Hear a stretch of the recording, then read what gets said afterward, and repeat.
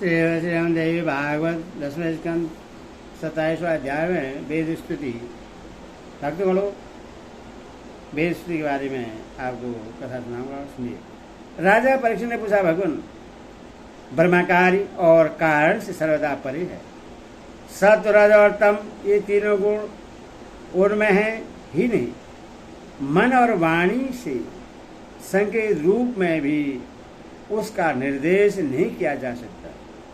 दूसरी ओर समस्त श्रुतियों का विषय गुण ही है। वे जिस विषय का वर्णन करती है उसके गुण जाति क्रिया अथवा रूढ़ि का ही निर्देश करती है। ऐसी में श्रुतियां निर्गुण ब्रह्मा का प्रतिपादन प्रतिपादन किस प्रकार करती है? क्योंकि निर्गुण वस्तु का स्वरूप तो उनकी पहुंच के परे है। श्री सुखदेव जी कहते हैं, परीक्षित, भगवान सर्वशक्तिवान और गुण के निधान है। श्रुतियां सर्वतः स्वगुण का ही निरूपण करती हैं, परंतु विचार करने पर उनका तात्पर्य निर्गुण ही निकलता है। विचार करने के लिए ही भगवान ने जीवों के लिए बुद्धि, इंद्रिय, मन और प्राणों की सृष्टि की है। इनके द्वारा वे स्वेच्छा से अर्थ, काम, धर्म अथवा मोक्ष का अर्जन कर सकते हैं। प्राणों के द्वारा जीवन धारण, श्रवणादि, इंद्रियों के द्वारा महावाक्य आदि का श्रवण, मन के द्वारा मनन और बुद्धि के द्वारा निश्चय करने पर श्रुतियों के तात्पर्य निर्गुण स्वरूप का साक्षात्कार हो सकता है। इसीलिए श्रुतियां स्वगुण का प्रतिपादन करने पर भी वस्तुतः निर्गुणापरक है। ब्रह्मा का प्रतिपालक करने वाली उपनिषद का यही स्वरूप है।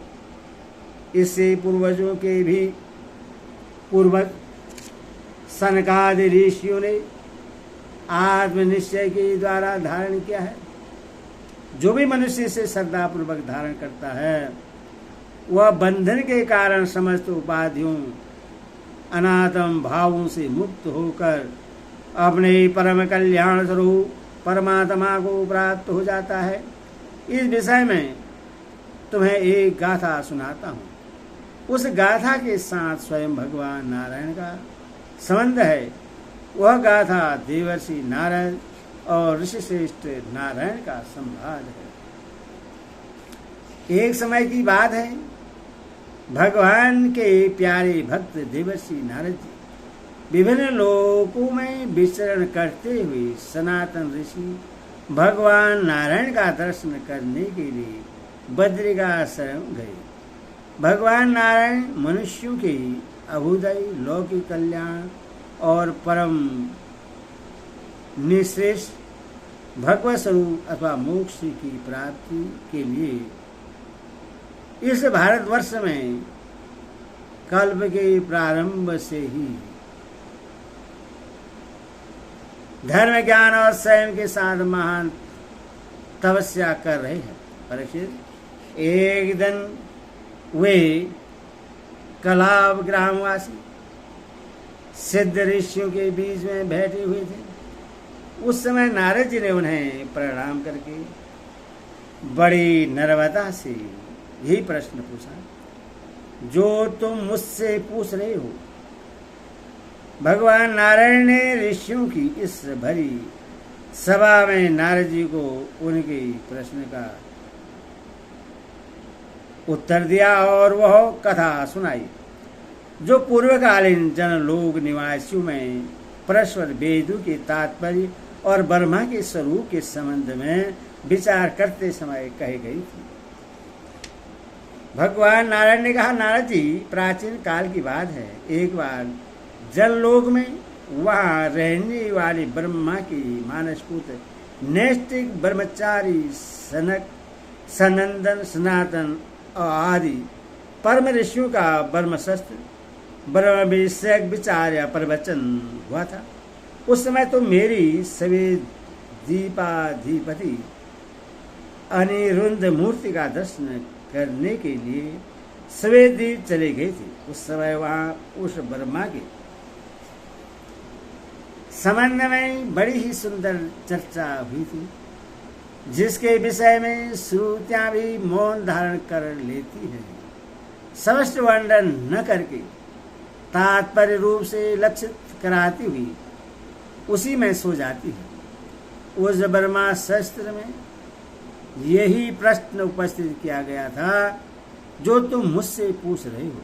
सनक, सनंदन, सनातन, संतन कुमार, इन चारों भाई शास्त्री, ज्ञान, तपस्या और शील स्वभाव में समान थे, स्वभाव में समान है। उन लोगों की दृष्टि में शत्रु, मित्र और उदासी एक से, फिर भी उन्होंने अपने में से सनंदन को जो वक्ता बना लिया और शेष भाई सुनने के इच्छुक बनकर बैठ गए। सनंदन जी ने कहा, जिस प्रकार प्रातः काल होने पर सोते हुए सम्राट को जगाने के लिए अनुभवी अनुजीवी बंदीजन उसके पास आते हैं और सम्राट के पराक्रम तथा सुयश का गान करके उसे जगाते हैं, वैसे जब परमात्मा अपने बनाए हुए संपूर्ण जगत को अपने में लीन करके अपनी शक्तियों के सहित सोए रहते हैं, तब प्रलय के अंत में श्रुतियां उनका प्रतिपादन करने वाली वचनों से उन्हें इस प्रकार जगाती है। श्रुतियां कहते हैं, अजित आप ही सर्वश्रेष्ठ हैं, आप पर कोई विजय नहीं प्राप्त कर सकता। आपकी जय हो प्रभु। आप स्वभाव से ही समस्त ऐश्वर्य से पूर्ण है, इसीलिए चराचर प्राणियों को फंसाने वाली माया का नाश कर दीजिए। प्रभु, इस गुणमयी माया ने दोष के लिए जीवों के आनंदादिमय से स्वरूप का आसाधन करके उन्हें बंधन में डालने के लिए ही सत्वादि गुणों को ग्रहण किया है। जगत में जितने भी साधना, ज्ञान, क्रिया आदि सत्य है, उन सबको जगाने वाले आप ही है। इसीलिए आपके मिटाए बिना यह माया मिट नहीं सकती। इस विषय में यदि प्रमाण पूछा जाए तो आपकी स्वार्भूता श्रुतियां ही हम ही प्रमाण हैं। यदि हम आपका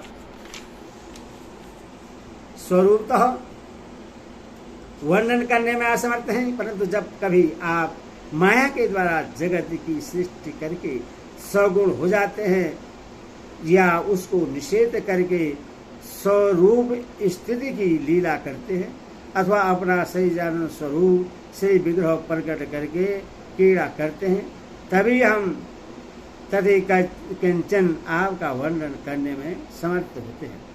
इसमें संदेह नहीं कि हमारे द्वारा इंद्र, वरुण आदि देवताओं का भी वर्णन किया जाता है, परंतु हमारे श्रुतियों के सारे मंत्र अथवा सभी मंत्र दृष्टा ऋषि प्रतीत होने वाले इस संपूर्ण जगत को ब्रह्मा स्वरूप ही अनुभव करते हैं, क्योंकि जिस समय यह सारा जगत नहीं रहता उस समय भी आप बच रहते हैं। जैसे घट, शराब, मिट्टी का प्याला, कसौला आदि सभी विकार मिट्टी से ही उत्पन्न और उसी में लीन होते हैं, उसी प्रकार संपूर्ण जगत की उत्पत्ति और प्रलय आप में ही होती है। तब क्या आप पृथ्वी के समान विकारी हैं? नन्ही नहीं, आप तो एक रस निर्विकार हैं। इसी से तो यह जगत आप में उत्पन्न नहीं प्रतीत है। इसीलिए जैसे घट, शराब आदि का वर्णन भी मिट्टी का ही वर्णन है, वैसे इंद्र, वरुण आदि देवताओं का वर्णन भी आपका ही वर्णन है। यही कारण है कि विचारशील ऋषि मन से जो कुछ सोचा जाता है और वाणी से जो कुछ कहा जाता है, उससे आप में ही स्थित आपका ही स्वरूप देखते हैं। मनुष्य अपना पैर चाहे कहीं भी रखे, ईंट पत्थर या काठ पर, होगा वह पृथ्वी पर ही, क्योंकि वे सब पृथ्वी स्वरूप ही हैं। इसीलिए आप चाहे जिस नाम या जिस रूप का वर्णन करें, वह आपका ही नाम, आपका ही स्वरूप है। भगवान लोग सत्व रज और तम इन तीन गुणों को माया से बने हुए अच्छे बुरे भावों या अच्छी बुरी क्रियाओं में उलझ जा करते हैं, परंतु आप तो उस माया नटी के स्वामी, उसको नचाने वाले हैं। इसीलिए विचारशील पुरुष आपकी लीला कथा के अमृत सागर में गोते लगाते रहते हैं और इस प्रकार अपने सारे पाप ताप को धो बहा देते हैं। क्यों न हो, आपकी लीला कथा सभी जीवों के माया मल को नष्ट करने वाली जो है पुरुषोत्तम, जिन महापुरुषों ने आत्मज्ञान के द्वारा अंतकरण की राग द्वेष आदि और शरीर की कलाकृत जरा मरण आदि दोष मिटा देते हैं, दिए हैं, और निरंतर आपके उस स्वरूप की अनुभूति में मग्न रहते हैं जो अखंड आनंद स्वरूप है। उन्होंने अपने सारे तापों को सदा के लिए शांत भस्म कर दिया है। इसके विषय में जो कहना ही क्या है।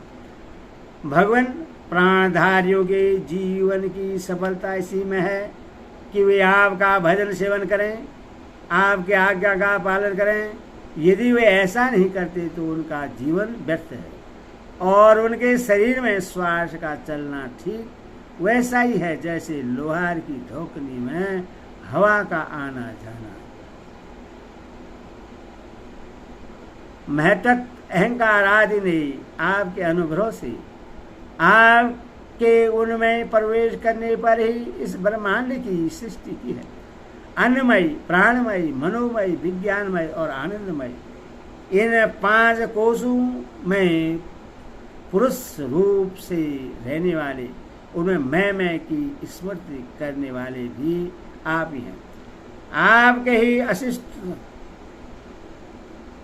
अस्तित्व से उन कोशों के अस्तित्व का अनुभव होता है और उनके न रहने पर भी अंतिम अवधि रूप से आप विराजमान रहते हैं। इस प्रकार सब में अनिमित्त और सबकी अवधि होने पर भी आप असंग ही, क्योंकि वास्तव में जो कुछ वृत्ति के द्वारा अस्ति अथवा नास्ति के रूप में अनुभव होता है, उन समस्त कार्य कारणों से आप परे हैं। नेति के द्वारा इन सब का निषेध हो जाने पर भी आप ही शेष रहते हैं, क्योंकि आप उस निषेध के भी साक्षी हैं और वास्तव में आप ही एकमात्र सत्य हैं। इसीलिए आपके भजन के बिना जीव का जीवन व्यर्थ ही है, क्योंकि वह इस महान सत्य से वंचित है। ऋषियों ने आपकी प्राप्ति के लिए अनेकों मार्ग माने हैं। उनमें जो स्थूल दृष्टि वाले हैं वे मणिपूरक चक्र में अग्नि रूप से आपकी उपासना करते हैं। अरुण वंश के ऋषि समस्त नाड़ियों के निकलने के स्थान हृदय में आपके परम सूक्ष्म स्वरूप दहर वर्मा की उपासना करते हैं। प्रभु, हृदय से ही आपको प्राप्त करने का श्रेष्ठ मार्ग सुषुम्ना नाड़ी ब्रह्मेंद्र तक गई हुई है, और जो पुरुष उस ज्योतिमय मार्ग को प्राप्त कर लेता है और उससे ऊपर की ओर बढ़ता है, वह फिर जन्म मृत्यु के चक्कर में नहीं पड़ता। भगवान, आपने ही देवता, मनुष्य और पशु पक्षी आदि योनियां बनाई है। सदा सर्वदा सब रूप में आप हैं ही, इसीलिए ही कारण रूप से प्रवेश न करने पर भी आप ऐसे जान पड़ते हैं मानो उसमें प्रविष्ट हुए हो। साथ ही विभिन्न आकृतियों का अनुकरण करके कहीं उत्तम तो कहीं अधम रूप से प्रतीत होते हैं। जैसे ही आग छोटी बड़ी लकड़ियों और कर्मों के अनुसार प्रचुर तथा अल्प परिणाम में या उत्तम अधम रूप में प्रतीत होती है। इसीलिए संत पुरुष लौकिक पारलौकिक कर्मों की दुकानदारी से उनके फलों से विरक्त हो जाते हैं और अपनी निर्मल बुद्धि से सत्य असत्य आत्मा अनात्मा को पहचान कर जगत के झूठे रूपों में नहीं फंसते। आपका सर्वस्व एक रस संभाव से स्थित सत्य स्वरूप साक्षात्कार करते हैं। पर हो जीव जन शरीरों में रहता है, वे उसके कर्म के द्वारा निमित्त होते हैं और वास्तव में उन शरीरों के कार्य कारण रूप आवरणों से वह रहित है, क्योंकि वस्तु तो उन आवरणों की सत्ता ही नहीं है। तत्वज्ञानी पुरुष ऐसा कहते हैं कि समस्त शक्तियों को धारण करने वाले आपका ही वह स्वरूप है। स्वरूप होने के कारण अंश न होने पर भी उसे अंश कहते हैं और निर्मित न होने पर भी निर्मित कहते हैं। इसी से बुद्धिमान पुरुष जीव के वास्तविक स्वरूप पर विचार करके परम विश्वास के साथ आपके चरण कमलों की उपासना करते हैं, क्योंकि आपके चरण ही समस्त वैदिक कर्मों के संप्रण स्थान और मोक्ष स्वरूप है। भगवान परमात्म तत्व का ज्ञान प्राप्त करना अत्यंत कठिन है। उसी का ज्ञान कराने के लिए आप विविध प्रकार के अवतार ग्रहण करते हैं और उनके द्वारा ऐसी लीला करते हैं जो अमृत के महासागर से भी मधुर और मादक होती है। जो लोग उसका सेवन करते हैं उनकी सारी थकावट दूर हो जाती है, वे परमानंद में मग्न हो जाते हैं। कुछ प्रेमी भक्त जो ऐसे होते हैं जो आपकी लीला कथाओं को छोड़कर मोक्ष की भी अभिलाषा नहीं करते, स्वर्ग आदि की तो बात ही क्या है, वे आपके चरण कमलों के प्रेमी परमहंसों के सत्संग में जहाँ आपकी कथा होती है इतना सुख मानते हैं कि उसके लिए इस जीवन में प्राप्त अपने घर गृहस्थी का भी परित्याग कर देते हैं। पर हो यह शरीर आपकी सेवा का साधन होकर जब आपके पथ का अनुरागी हो जाता है, तब आत्मा हितैषी सुहृदय और पीर व्यक्ति के समान आचरण करता है। आप जीव के सच्चे हितैषी प्रियतम और आत्मा ही हैं और सर्वदा जीव को अपनाने के लिए तैयार भी रहते हैं। इतने सूक्ष्मता होने पर तथा अनुकूल मानव शरीर को पाकर भी लोग संख्य भाव आदि के द्वारा आपकी उपासना नहीं करते, आप में नहीं रमते, बल्कि इस विनाशी और असल शरीर तथा उसके संबंधियों में ही रम जाते हैं, उन्हीं की उपासना करने लगते हैं और इस प्रकार अपनी आत्मा का हनन करते हैं, उससे अधोगति में पहुंचाते हैं। भला यह कितने कष्ट की बात है। इसका फल यह होता है कि उनकी सारी वृत्तियां सारी वासनाएं शरीर आदि में ही लग जाती हैं और फिर उनके अनुसार उनको पशु पक्षी आदि के न जाने कितने बुरे बुरे शरीर ग्रहण करने पड़ते हैं और इस प्रकार अत्यंत भयावह जन्म मृत्यु रूप संसार में भटकना पड़ता है। पर हो बड़े बड़े विचारशील योगी यदि अपने प्राण मन और इंद्रियों को वश में करके दृढ़ योगाभ्यास के द्वारा हृदय में आपकी उपासना करते हैं, किंतु आश्चर्य की बात तो यह है कि उन्हें जिस पद की प्राप्ति होती है उसी की प्राप्ति उन शत्रुओं को भी हो जाती है जो आपसे बैर भाव रखते हैं, क्योंकि स्मरण तो वे भी करते ही है। कहाँ तक है भगवान, वे स्त्रियां जो अज्ञान बस आपको परिच्छन्न मानती हैं और आपकी शेष नाग के समान मोटी लंबी तथा सुकुमार भुजाओं के प्रति काम भाव से आश्रित रहती है, जिस परम पद को प्राप्त करती है वही पद हम श्रुतियों को भी प्राप्त होता है। यदि भी हम आपको सदा सर्वदा एक अनुभव करती हैं और आपके चरणाबिंद का मकरंद रसपान करती रहती हैं, क्यों न हो आप समदर्शी जो हैं, आपकी दृष्टि में उपासक के परिच्छन्न या परिच्छन्न भाव में कोई अंतर नहीं है।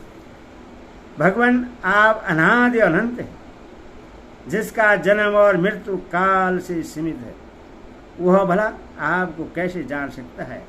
स्वयं ब्रह्मा जी निर्दपरायण सनकादि तथा प्रवृत्ति परायण मरीचि आदि भी बहुत पीछे आपसे ही उत्पन्न हुए हैं। जिस समय आप सबको समेटकर सो जाते हैं, उस समय ऐसा कोई साधन नहीं रह जाता जिससे उनके साथ ही सोया हुआ जीव आपको जान सके, क्योंकि उस समय न तो आकाश आदि स्थूल जगत रहता है और न तो महत्वादि सूक्ष्म जगत। इन दोनों से बने हुए शरीर और उनके निर्मित क्षण मुहूर्त आदि काल के अंग भी नहीं रहते। उस समय कुछ भी नहीं रहता, यहाँ तक कि शास्त्र भी आप में ही समा जाते हैं। ऐसी अवस्था में आपको जानने की चेष्टा न करके आपका भजन करना ही सर्वोत्तम मार्ग है। पर हो कुछ लोग मानते हैं कि असल जगत की उत्पत्ति होती है और कुछ लोग कहते हैं कि सत्य रूप दुखों का नाश होने पर मुक्ति मिलती है। दूसरे लोग आत्मा को अनेक मानते हैं तथा कई लोग कर्म के द्वारा प्राप्त होने वाले लोग और परलोक रूप व्यवहार को सत्य मानते हैं। इसमें संदेह नहीं है कि ये सभी बातें भ्रममूलक हैं और वे आरोप करके ही ऐसा उपदेश करते हैं। पुरुष त्रिगुणमय है, इस प्रकार का भेदभाव केवल अज्ञान से ही होता है और आप अज्ञान से सर्वदा परे हैं, इसीलिए ज्ञान स्वरूप आप में किसी प्रकार का भेदभाव नहीं है। यह त्रिगुणात्मक जगत मन की कल्पना मात्र है। केवल यही नहीं, परमात्मा और जगत से पृथक प्रतीत होने वाला पुरुष भी कल्पना मात्र ही है। इस प्रकार वास्तव में असत्य होने पर भी अपने सत्य अधिष्ठान आपकी सदा के कारण यह सत्य सा प्रतीत हो रहा है। इसीलिए भोक्ता भोग्य और दोनों के संबंध को सिद्ध करने वाली इंद्रियां आदि जितना भी जगत है, सबको आत्मज्ञानी पुरुष आत्म रूप से सत्य ही मानते हैं। सोने से बने हुए कड़े कुंडल आदि स्वर्ण रूप ही तो है, इसीलिए उनको इस रूप में जानने वाला पुरुष उन्हें छोड़ता नहीं। यह समझता है कि यह भी सोना है। इसी प्रकार यह जगत आत्मा में ही कल्पित आत्मा से ही व्याप्त है। इसीलिए आत्मज्ञानी पुरुष से आत्म रूप से मानते हैं। भगवान, जो लोग यह समझते हैं कि आप समस्त प्राणियों और पदार्थों के अधिष्ठाता हैं, सबके आधार हैं और सर्वात्मा भाव से आपका भजन सेवन करते हैं, वे मृत्यु को तुच्छ समझकर उसके सिर पर लात मारते हैं, अर्थात उस पर विजय प्राप्त कर लेते हैं। जो लोग आपसे विमुख हैं, वे चाहे जितने बड़े विद्वान हों, उन्हें आप कर्म का प्रतिपादन करने वाली श्रुतियों से पशु के समान बांध लेते हैं।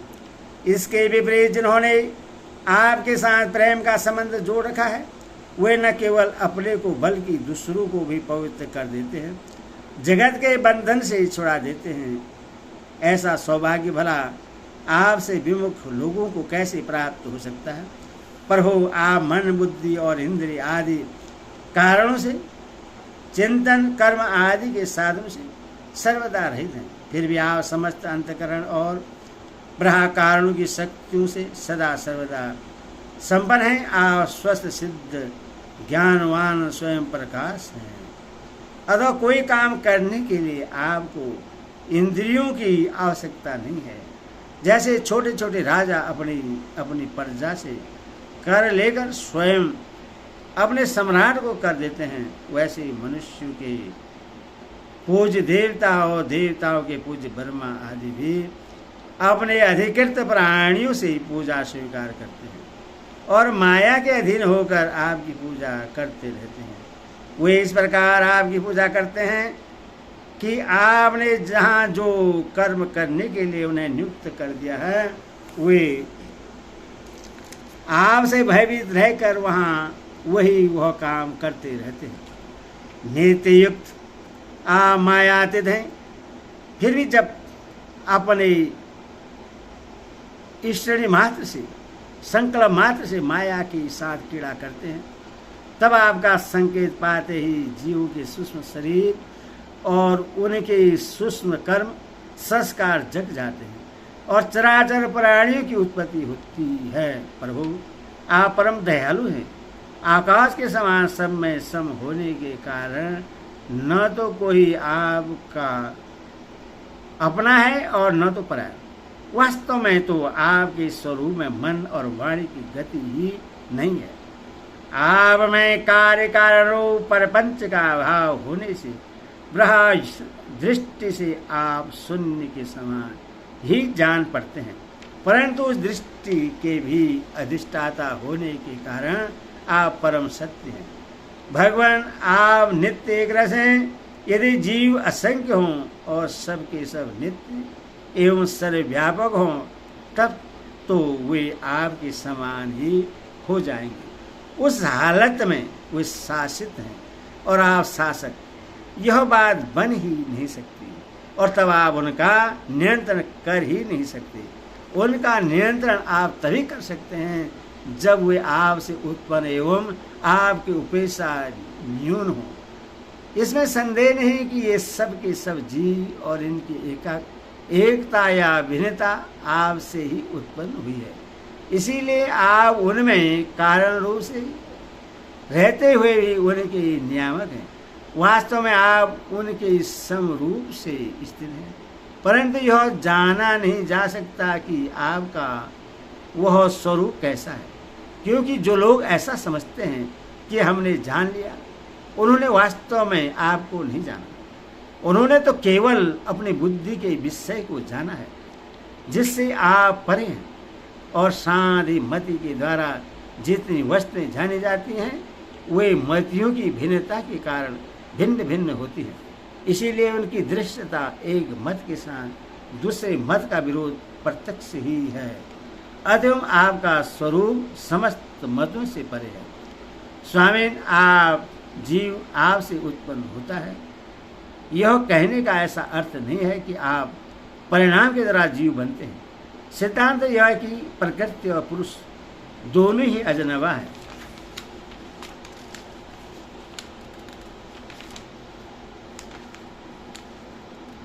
अर्थात उनका वास्तविक स्वरूप तो जो आप हैं,